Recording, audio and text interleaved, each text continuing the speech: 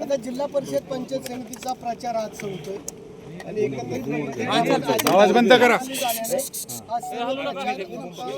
शांत पद्धतीने करण्यात आला. परिपत्र फक्त वाटण्यात आलं.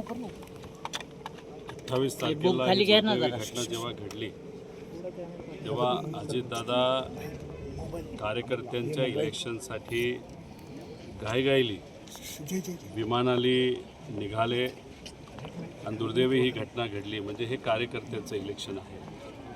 आज प्रचाराचा शेवटचा दिवस जिल्हा परिषदचा 12 जिल्ह्यांमध्ये या निवडणुका त्या ठिकाणी लागलेल्या आहेत.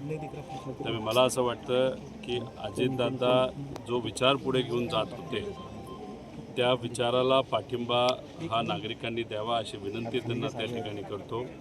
आणि राजकीय नेते दादा तर होतेच, अनेक फार मोठं नेतृत्व राजकारणातलं अजितदादा होते. त्यामुळे राजकीय दृष्टिकोनातून जर आदरांजली आपल्याला दादांना द्यायची असेल तर त्यांचे कार्यकर्ते, त्यांच्या विचाराचे कार्यकर्ते जिथं जिथं उभे आहेत तिथं लोकांनी त्यांना सहकार्य करावं असं पवार परिवाराच्या वतीने या ठिकाणी मी बोलेल. पवार परिवाराला सुद्धा या दुःखद घटनेमुळे आणि या दुःखद टाईममुळे प्रचाराला कुठेच त्या ठिकाणी जाता आलं नाही. त्यामुळे लोकही त्या बाबतीत काही गोष्टी समजून घेतील असं वाटतं. कुटुंब प्रमुखाची जबाबदारी पवारसाहेब आपण पार पाडताना आपण बघतोय. एवढं मोठं दुःख असताना स्वतः पवारसाहेबांनी सर्व पवार कुटुंबियांना आपल्या सोबत घेत दुःख कमी करण्याचा प्रयत्न केलेला आहे. आणि आज आपण बघितलं की बैठक झाली आणि अजितदादांच्या स्मारकाची जागेची पाहणी देखील करण्यात आली. पवार साहेबांच्या बाबतीत बोलायचं झालं तर आमच्या परिवारामध्ये पवारसाहेब हे नेहमीच केंद्रबिंदू राहिलेले आहेत. राजकीय दृष्टिकोनातून पवारसाहेबांचं कार्य मोठं होतं, सामाजिक दृष्टिकोनातून कार्य मोठं होतं. आणि परिवाराला जेव्हा केव्हा अडचणी आल्यात तेव्हा पवारसाहेब हे भक्कमपणे परिवाराबरोबर राहिलेत. अजितदादासुद्धा परिवाराबरोबर जेव्हा केव्हा अडचण त्या ठिकाणी आली तेव्हा ते राहिलेले आहेत. आणि आज दादा नसताना पवारसाहेबांचं मार्गदर्शन हे जसं पूर्वी आम्हाला मिळत होतं तसं आत्तासुद्धा त्या ठिकाणी ते मिळतं आहे. आणि पार्थ असेल, जय असेल, काकी असतील, आम्ही सर्वजण असो हे पवारसाहेबांच्या मार्गदर्शनाखाली व्यक्तिगत परिवारातले कुठले विषय असतील नाहीतर या ट्रस्टचा विषय असेल तर हे सर्व विषय व्यक्तिगत परिवाराचे आहेत आणि सामाजिक आहेत. याच्यात कुठेही त्या ठिकाणी राजकारण नाही. आणि त्यामुळे पवारसाहेबांचं मार्गदर्शन आज आम्हाला जसं लागतं आहे तसं आम्ही त्या पद्धतीने या ठिकाणी काम करत असताना बघतोय. पार्थ, जय, काकींचं आणि सर्वच लोकांचं, आमच्या सगळ्या सर्वांचंच मत आहे की एक चांगलं स्मारक हे अजितदादांच्या नावाचं त्या ठिकाणी असावं. आणि त्या दृष्टिकोनातून योग्य जागा कुठली जिथं लोकांना येता येईल, भेटता येईल, बघता येईल, दर्शन घेता येईल. आणि काकांचं काम, अजित काकांचं काम हे 35-40 वर्षाचं राजकारणातलं होतं.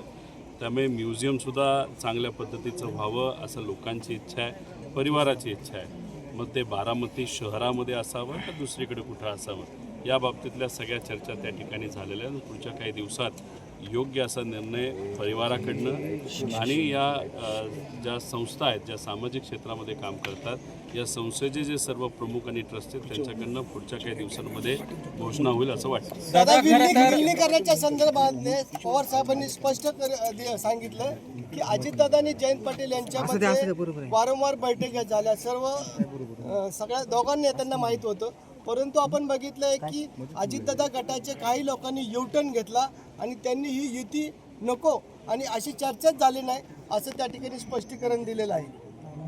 खरं तर गेल्या काही दिवसांमध्ये 28 तारखेपासून आजपर्यंत परिवारामध्ये राजकीय कुठलीही चर्चा तिथं झालेली नाही. आणि आम्ही सुद्धा विनंती केलेली आहे की आम्हाला सुद्धा राजकीय एखादी भूमिका घेणं या दुःखद काळामध्ये भावनिक दृष्टिकोनातून थोडंसं अवघड त्या ठिकाणी जातं आहे. 9 तारीख होऊ द्या, मग स्पष्टपणे या सर्व गोष्टींकडे आपल्याला बोलता येईल. तर शेवटी दादांची इच्छा काय होती, काय गोष्टी घडल्या त्या कुठेतरी लोकांपर्यंत गेल्या पाहिजे. युती होईल नाहीतर विलिनीकरण होईल नाही होईल याच्यावर मी भाष्य करणं एवढं मोठा नाही. फक्त हे जे काय राजकीय दृष्टिकोनातून काही आरोप प्रत्यारोप नाही तर चर्चा जी कुठली या महाराष्ट्रामध्ये सुरू आहे त्यामुळे कुठंतरी दुःख वाटतं की अजितदादांसारखा एवढा मोठा माणूस त्याच्या मनामध्ये काय याच्याबद्दल कुणीच तिथं चर्चा दुर्दैवाने त्या ठिकाणी करत नाही. चर्चा दुसरीकडेच कुठंतरी भरकटत चाललेली आहे आणि त्याला एक राजकीय स्वरूप हे मोठमोठ्या नेत्यांनी तिथं दिलंय हे बघून कुठंतरी परिवारातला एक व्यक्ती म्हणून दुःख वाटतं. पण आमदारांनी चर्चा सुरू केली की हा सगळा घातपात आहे तर कसं पाहिलं जातं? काय विमानात घडलं कसं घडलं हे सुद्धा 9 तारखेनंतर मी स्पष्टपणे आपल्या सर्वांना त्या ठिकाणी सांगेल. जे काय आमच्यापर्यंत माहिती आली आहे अजून काय माहिती आम्ही मागवत आहोत. कारण एखादी घटना घडल्यानंतर खरंच काय झालं हे लोकांसमोर येणं हे फार महत्त्वाचं आहे. आणि पवार परिवार म्हणून सुद्धा नाहीतर एक महाराष्ट्राचा नागरिक म्हणून सुद्धा लोकांच्या मनामध्ये ही शंका असेल तर काही अनुत्तरित प्रश्न आहेत. ते प्रश्न आम्ही योग्य ती जी काही बॉडी असेल समजा DGCI असेल नाहीतर राज्य सरकार असेल नाहीतर केंद्र सरकार असेल नाहीतर ती कंपनी असेल VSR या सर्व लोकांना योग्य पद्धतीने काही प्रश्न नाही तर मनामध्ये ज्या शंका आहेत त्या आम्ही विचारू आणि त्याच्यावर नक्कीच ते लोक उत्तर देतील अशी अपेक्षा आपण करू. पवार कुटुंबामध्ये दुरावा निर्माण झाला होता परंतु आपण बघितलं की अजितदादांच्या अकाली जाण्यानं संपूर्ण पवार कुटुंब एकत्र आलेलं आहे. कायमस्वरूपी हाच स्नेहभाव पवार कुटुंबामध्ये राहील आणि पुन्हा एकदा दोन्ही पक्ष एकत्र येतील. पवार परिवाराबद्दल बोलायचं झालं तर काही प्रमाणात जेव्हा पक्ष वेगळे झाले होते तेव्हा कुठंतरी एक जाणीव झाली होती की कुठंतरी दुरावा परिवारामध्ये तिथं आलेला आहे. पण नंतरच्या काळामध्ये साहेबांकडनं सुद्धा असेल सुप्रियाताईंकडनं असेल अजितदादांकडनं असेल काकींकडनं असेल सुनीता काकींकडनं कारण का हे सर्व राजकारणात आहे आणि मग आमच्यासारखी जी पुढची पिढी आहे याच्याकडनं सुद्धा प्रयत्न राजकीय दुराव्याला कमी व्हावात यासाठी तसे खूप प्रयत्न सुरुवातीला झाले नव्हते. पण परिवार हा एक राहायला पाहिजे की आपली महाराष्ट्राची संस्कृती देशाची संस्कृती याच्यासाठी परिवाराच्या दृष्टिकोनातून प्रयत्न एकत्रित येण्याचे झाले होते. जसं लग्नाला भेट देणं सहभाग घेणं आनंदात सहभाग घेणं ह्या सगळ्या गोष्टी परिवाराकडनं तिथं झाल्या होत्या. राजकीय दृष्टिकोनातून काय घडलं कसं घडलं हे 9 तारखेनंतर आपल्या सर्वांसोबत आम्ही नक्की प्रकरणामध्ये पार्थ पवार यांना क्लीन चिट मिळाली आहे. आता राज्यसभेची जागा रिक्त झालेली आहे. आज याच्यामध्ये बातम्या देखील आलेल्या आहेत आणि आता राज्यसभेची जागा रिक्त झालेली आहे. पार्थ पवार यांच्या जागेचा त्या ठिकाणी विचार सुरू आहे का? ती जागा कुठे हेच मला तिथं माहीत नाही आणि काय चर्चा चालू आहे हेही मला माहीत नाही. आणि गेले काही दिवस न मीडिया चॅनल आम्ही बघतोय न पेपर वाचतोय त्यामुळे खरंच काय घडलं हे आत्ता तरी माहीत नाही. पण राजकीय क्षेत्रामध्ये काम करत असताना कधीही बोलत असताना मोगम बोलून चालणार नाही. त्यामुळे 9 तारीख उद्या सगळे विषय समजून घेतो मग स्पष्टपणे कुटुंब आणि राष्ट्रवादी एक नातं आहे आणि राष्ट्रवादी दादांची वेगळी असली तरीही राष्ट्रवादीचं अध्यक्षपद पवार कुटुंबियाकडे राहायला पाहिजे अशी सगळ्यांची इच्छा आहे.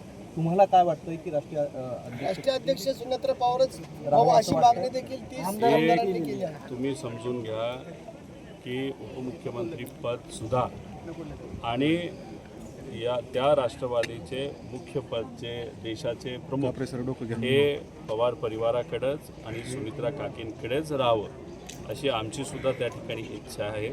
फक्त या गोष्टी आम्हाला या दुःखद काळामध्ये बोलता येत नाही एवढंच त्यातलं त्या ठिकाणी फरक. आणि लोकप्रतिनिधी हे आमदार असतात. आमदार लोकांच्या आशीर्वादाने मतातून त्या ठिकाणी निवडून येत असतात.